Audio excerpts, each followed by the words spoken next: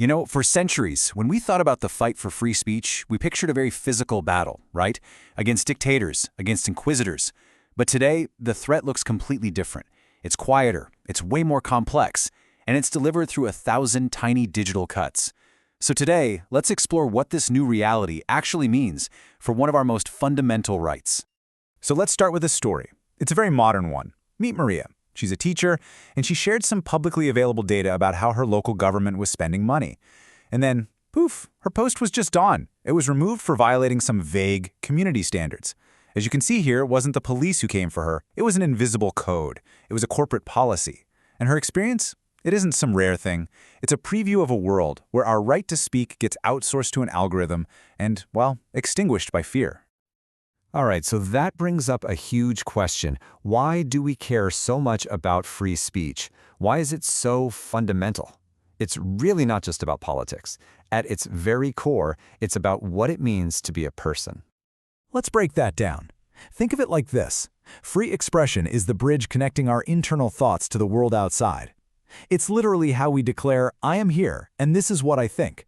To have that suppressed? Well, that's a denial of our very personhood. Okay, so this whole idea, this fundamental right, really stands on three big pillars. First up is our dignity, the basic autonomy to express what we believe. Second is democracy. Free speech is the oxygen for self-governance. You just can't have it without informed citizens. And third, there's the pursuit of truth, what some call the marketplace of ideas, where bad arguments get challenged and good ones become even stronger. And this isn't just some Western idea. It's a global mandate. Article 19 of the Universal Declaration of Human Rights enshrines this for every single person. And what's so important here? Look at the wording. It's not just the right to impart information, to speak, but also to seek and receive it. You can't have real freedom of speech without having access to the world's knowledge. But, and this is the core of what we're talking about today, the methods for silencing people have evolved a lot. Let's really compare the old school tools of the censor with the new digital arsenal. So, on one side, you've got the old playbook, right? The Iron Curtain. It was obvious. It was brute force from the state. We're talking jammed radio signals, secret police kicking down doors, seizing printing presses. Now look at the other side, the algorithm's gavel. It's subtle, it's corporate, and a lot of the time it's totally invisible. Corporate policy, shadow bans, demonetization, they get the same job done just with a quiet digital efficiency.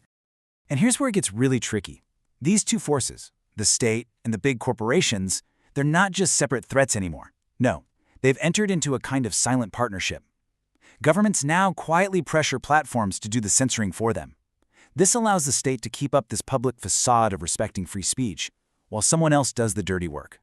What this partnership has done is basically create the most powerful and honestly, the most unaccountable editors the world has ever seen. So let's look closer at how their code has literally become the new censor. And they've got a whole toolkit to do it. Take shadow banning. It's like they put you in a soundproof room. You think you're shouting your message to the world, but nobody can actually hear you. Then there's algorithmic filtering, where the code itself pushes simple, flashy content over complex, nuanced truths just because it gets more clicks. And of course, deplatforming. This is often done under these vague rules about graphic content, but it can end up erasing primary evidence of war crimes or human rights abuses. And this right here is the biggest problem. It creates what you could call an accountability vacuum. Think about it. When a government agent suggests a platform take something down, the government can say, hey, that wasn't official censorship. And the platform, it's a private company, so it can say it's not bound by constitutional free speech rules. The person who is silenced is just left in the middle, with no one to hold accountable. So, where is all this heading? What's the ultimate cost if we just let this new kind of silence keep growing? Well, the endgame is a world where self-censorship becomes the default way to survive. And look, I know this might sound like something out of a sci-fi movie, but it's really just the logical next step of social scoring. Imagine a system where everything you do online affects a score that dictates your entire life. You share the wrong article? Boom, you lose travel privileges. You're friends with someone who has a low score? Sorry, your mortgage application is denied. Suddenly, your whole life becomes a game of just trying not to say the wrong thing. And when that happens, remember those three big pillars we talked about at the beginning? Well, they just crumble. Human dignity, it's lost to forced self-censorship. Democracy, it dies when public opinion is manufactured by algorithms. And the pursuit of truth, That just stagnates because we don't even share a common reality anymore. Okay, that was all pretty dark, I know. But here's the thing. This future isn't set in stone. Defending our right to speak has always required constant, vigilant action. So how can we actually push back? So what can we actually do? Well, here's a kind of 5-point plan for how we as citizens can push back. First, we have to demand to see the code. We need algorithmic transparency to even understand how our information is being filtered. Second, we have to cultivate information resilience. That means actively seeking out different primary sources, not just scrolling one feed. Third, support decentralized platforms, ones that aren't subject to a single point of corporate or state failure.